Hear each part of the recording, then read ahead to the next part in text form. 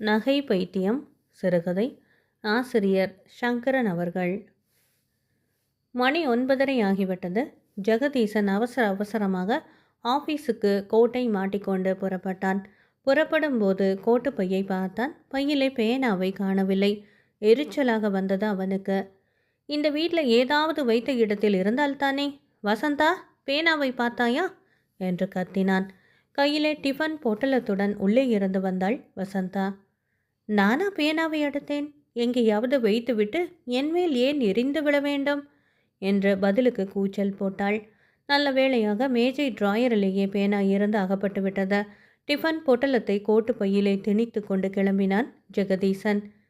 சாயந்தரம் சீக்கிரமா திரும்பி வரேளா என்ற வசந்தாவின் உத்தரவை கேட்டு வாசல் படியில் நின்று திரும்பி பார்த்தான். அவன் முகத்தில் எள்ளும் கொள்ளும் வெடித்தது. சீக்கிரமாக வந்து எந்த கோட்டையை பிடிக்கப் போக வேண்டும் மகாராணிக்கு என்று பாதி கோபமும் பாதி பரிகாசமும் நிறைந்த குரலில் இறைந்தான். புடவை வாங்கணும் என்றாள் வசந்தா சாவதானமாக. தினமும் ஒரு புடவை வாங்க இங்கென்ன கொட்டியா வைத்திருக்கிறது என்று வெறி பிடித்தவன் போல கத்திவிட்டு விர் என்று போய்விட்டான் ஜெகதீசன். அவன் போன வழியை பார்த்து கொண்டே வெகுநேரம் நின்று கொண்டிருந்தாள் வசந்தா. அவளுக்கு அழுகை அழுகையாக வந்தது. துக்கம் நெஞ்சை அடைத்தது. பலவிதமான எண்ணங்கள் அவள் மனதை தாக்கின. உள்ளே சென்று கட்டிலில் தொப்பென்று விழுந்தாள். தன்னை விட அதிர்ஷ்ட கட்டையான ஜென்மம் வேறு இருக்க முடியுமா என்று எண்ணி ஏங்கியது அவள் மனம். அட்வொகேட் ஆத்மநாதையர் என்றால் மதுரை ஜில்லாவிலேயே வெகுவாக பிரசித்தம். பெரிய புள்ளி என்று எல்லோராலும் மதிக்கப்பட்டவர். ஏராளமான சொத்து இருந்தது. அவரது கடைசி பெண்தான் வசந்தா. முதல் 2 பெண்களுக்கும் தனது அந்தஸ்துக்கு ஏற்ற இடத்தில் கல்யாணம் செய்து கொடுத்தவர் வசந்தாவுக்கு சாதாரணமான இடமாக இருந்தால் தனக்கு அடங்கியவனாக தம் வீட்டோடு இருக்கக்கூடிய பிள்ளையாக இருப்பான் என்று பார்த்தார். இந்த நோக்கத்துடன் சாதாரண கம்பெனி ஒன்றில் உத்தியோகத்தில் இருந்த ஜெகதீசனை தமது மாப்பிள்ளையாக்கி கொண்டார். பணக்காரர்களின் உறவே கூடாது என்று சொல்லி வந்த ஜெகதீசன் அவனது பெற்றோர்களின் வற்புறுத்தலின் பேரிலே இந்த கல்யாணத்துக்கு சம்மதித்தான். மனம் செய்து கொண்டவுடன் முதல் காரியமாக சென்னையில் இருந்த கம்பெனியின் தலைமை காரியாலயத்துக்கு தன்னை மாற்றிக்கொண்டான். இதை கண்டு அட்வொகேட் ஆத்மநாதையர் திடுக்கிட்டார். எவ்வளவோ மாப்பிள்ளைக்கு சொல்லி பார்த்தார். எவ்வளவு முயன்றும் தமது திட்டம் வெற்றி பெறாமல் போகவே ஆத்மநாதையர் ஜெகதீசனுடைய போக்குப்படியே விட்டுவிட்டார். கணவனுடன் தனி குடித்தனம் செய்ய வசந்தா புறப்பட்ட பொழுது அவளையே பறி கொடுத்து விடுபவரை போல மனம் கலங்கினார் ஆத்மநாதையர். வாழ்நாள் முழுவதும் தனக்கு பற்றுக்கோலாக விளங்கப் போகிறவன் ஜெகதீசன்தான் என்பதை வசந்தா உணராமலில்லை. உடம்பிலே தூசி படாமல் சீரம் சிறப்புமாக இருந்துவிட்டு போகிற இடத்திலே எப்படி இருக்குமோ என்று பயந்தது அவள் மனது. ஜெகதீசனிடம் அவளுக்கு அன்பு இல்லை என்று சொல்லிவிட முடியாது. சிலரை போல ஒரு ஏழை குமாஸ்தா என்பதற்காக அலட்சியமாக நினைக்கவில்லை அவள். தனி குடித்தனம் வைத்த சில மாதங்கள் வரையிலும் யாதொரு சலனமும் இன்றி கழிந்தது. ஜெகதீசன் சினிமா கதாநாயகர்களைப் போல நடந்து கொள்ளாவிட்டாலும் உண்மை அன்பு பாராட்டினான். ஆனால் ஒரே ஒரு குறை அவனிடமிருந்தது. சாமர்த்தியமாக பேசவோ நடிக்கவோ அவனுக்கு தெரியாது. எதையும் பட் பட் என்று சொல்லிவிடுவான். என்பதற்கு முன்பு பொத்து கொண்டு வந்துவிடும் கோபம் அவனுக்கு. வயது 20 ஆகியும் விவரம் தெரியாத சிறு குழந்தையைப் போலவே இருந்தாள் வசந்தா. முன்கோபியான ஜெகதீசனை அனுசரித்து கொண்டு போக தெரியவில்லை அவளுக்கு. இங்கிதம் தெரியாமல் அவள் நடந்து கொண்டதே ஜெகதீசன் அடிக்கடி எரிந்து விழுந்ததற்கு காரணம் என்று கூட சொல்லலாம். ஆபீஸுக்கு நேரமாகிவிட்டது என்று பறந்து கொண்டிருக்கும் போதும், குழம்பில் உப்பு போடவில்லை என்று கோபித்து கொண்டிருக்கும் போதும், புடவை வேண்டும் நகை வேண்டும் என்று நச்சரித்து எரிகின்ற நெருப்பில் எண்ணெயை ஊற்றி ஜெகதீசனின் வெறுப்பை சம்பாதித்து கொண்டு விட்டாள் வசந்தா. வேலைக்கு ஒரு புடவையும் நாளைக்கு ஒரு நகையும் கேட்ட பொழுதெல்லாம் கிடைத்து வந்தது பிறந்த வீட்டிலே அவளுக்கு. இதையே தன் கணவனிடமும் அவள் எதிர்பார்த்தாள். ஜெகதீசனுக்கு வாங்கி கொடுக்க கூடாது என்ற எண்ணமெல்லாம் கிடையாது. தினமும் ஒன்று வாங்கி கொடுக்காவிட்டாலும் தன் சக்திக்கு இயன்றதையாவது செய்திருப்பானால் வசந்தா தன் கோரிக்கையை சமர்ப்பிக்கும் சமயம் தான் சரியாக இருப்பது இல்லை. முதுகெலும்புடைய உழைத்துவிட்டு சோர்வுடன் வீடு திரும்பும் பொழுது அன்புடன் வரவேற்று ஆஸ்வாசப்படுத்தாவிட்டாலும் அது வேண்டும் இது வேண்டும் என்று தொணக்காமல் இருந்தாலாவது ஜெகதீசனுக்கு வாழ்க்கையிலே வெறுப்பு ஏற்படாமல் இருந்திருக்கும். இயற்கையான உணர்ச்சிகளும் வெறுப்புகளும் மறுத்துவிடும் அளவுக்கு புடவை மோகமும் நகை பைத்தியமும் வசந்தாவுக்கு பிடித்து இருந்ததைக் கண்டு அவன் மிகவும் வருந்தினான். ஜெகதீசனுடைய சக்திக்கு மீறியதை கேட்கிறோமே என்பதையோ அதை அநியாயம் என்பதையோ வசந்தா உணரவே இல்லை. வேண்டுமென்றே தன்னை அவன் உதாசீனம் செய்வதாக எண்ணி மனம் புழுங்கினாள். புது புது புடவைகளையும் நகைகளையும் அணிந்து கொண்டு அவைகளை காட்டிவிட்டு போவதற்காக ஏதாவது சாக்கு வைத்து கொண்டு வந்துவிட்டு போகும் சிநேகிதிகளை காணும் பொழுதெல்லாம் அவளுக்கு நெஞ்சு வேதனையால் வெடித்துவிடும் போல இருக்கும். தலையணையில் முகத்தை புதைத்து கொண்டு ஒரு குறை அழுது தீர்த்த பின்னரே அது அடங்கும். 6 மாத காலமாக அவளும் தான் கேட்டு வருகிறாள், ஒரு மாங்காய் மாலை வேண்டுமென்று.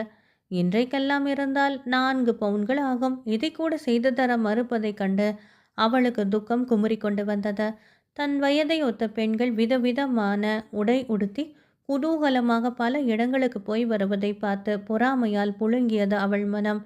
தான் இருந்ததையும் இப்பொழுது இருப்பதையும் நினைத்து பார்த்தபோது அவளுக்கு வாழ்க்கையிலேயே வெறுப்பு ஏற்பட்டுவிட்டது. காலேஜ் படிப்பையும் எட்டி பார்த்தவள்தான்.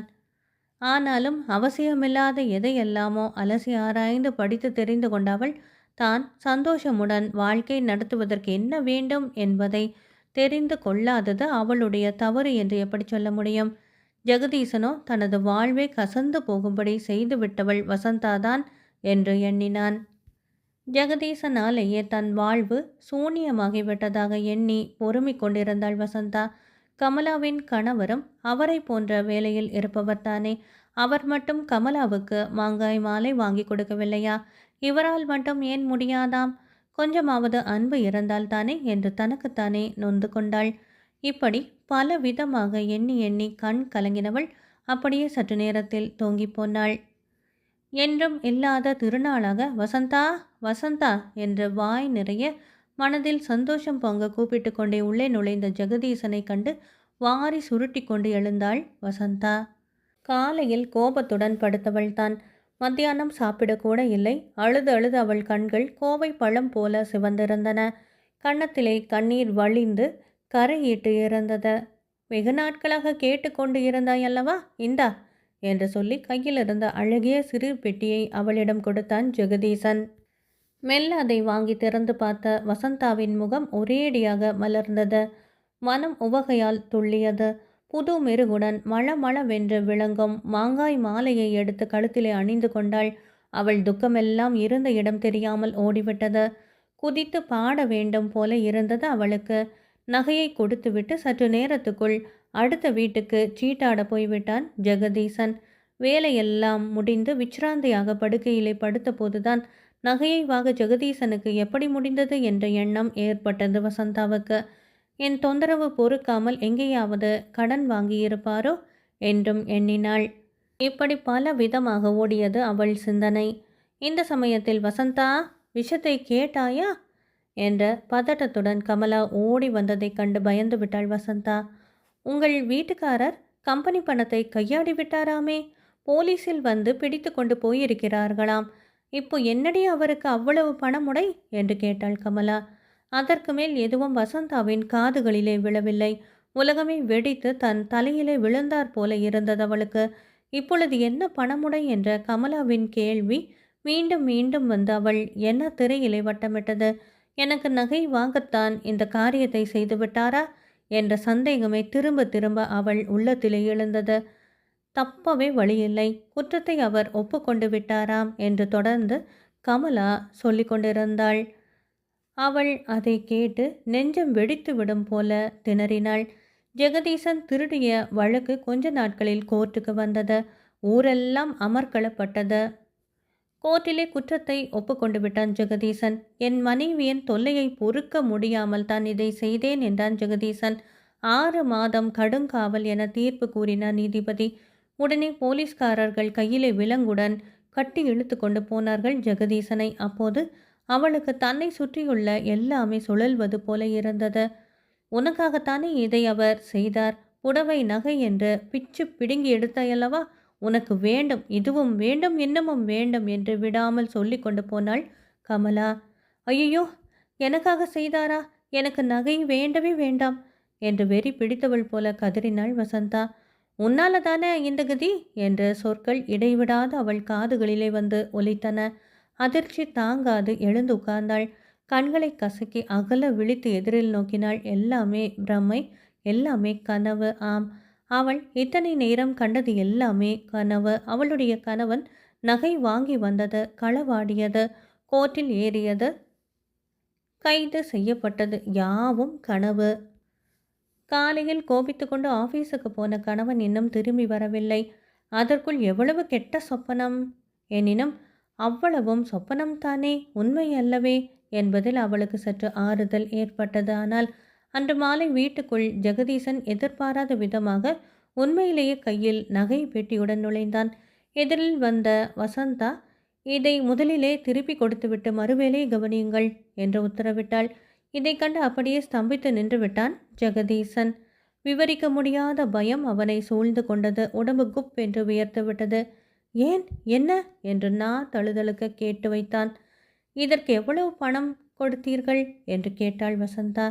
தன்னை சுதாகரித்து கொள்ள சற்று நேரம் பிடித்தது அவனுக்கு. மெல்ல மென்று விழுங்கினான். இல்லை, வந்து 300 ரூபாய் என்று பேசி முடித்தேன். இன்னமும் பணம் கொடுக்கவில்லை. மாதா மாதம் 50 ரூபாய் தருவதாக ஏற்பாடு என்றான். தன் பாரம் அனைத்தும் நீங்கியதை போன்று நெடு மூச்சு விட்டாள் வசந்தா. பணம் கொடுக்காத வரையிலும் நல்லதாக போயிட்டு போங்கள். உடனே போய் இதை வேண்டாம் என்று திருப்பி கொடுத்து விட்டு வந்து விடுங்கள் என்று விரட்டாத குறியாக கூறினாள். ஜெகதீசனுக்கு ஒன்றுமே புரியவில்லை. ஏன், அது அது உனக்கு வேண்டாமா, பிடிக்கவில்லையா என்றான். எனக்கு இனிமேல் நகையே வேண்டாம். என்னை பிடித்திருந்த பைத்தியம் இன்றோடு விட்டுவிட்டது. உடனே போய் திருப்பி கொடுத்து விட்டு வாருங்கள் என்று பெட்டியை அவன் கையிலே திணித்தாள். ஜெகதீசன் நிம்மதியாக நீண்டதொரு பெருமூச்சு விட்டான். ஆனாலும் வசந்தாவின் நகை பைத்தியம் தெளிய காரணமாக இருந்தது என்ன என்பது மட்டும் அவனுக்கு புரியவில்லை. அதை கேட்டு கொண்டு இருக்கவும் இல்லை. அந்த மாங்காய் மாலை வெறும் இமிட்டேஷன் என்பதையும் அதன் விலை 25 ரூபாய்தான் என்பதையும் வசந்தா தெரிந்து கொள்ளவில்லையே என்பதை கண்டு பெரிதும் ஆறுதல் அடைந்தான். அது மட்டுமல்ல, போன உயிரே திரும்பி வந்தது போலவும் இருந்தது ஜெகதீசனுக்கு.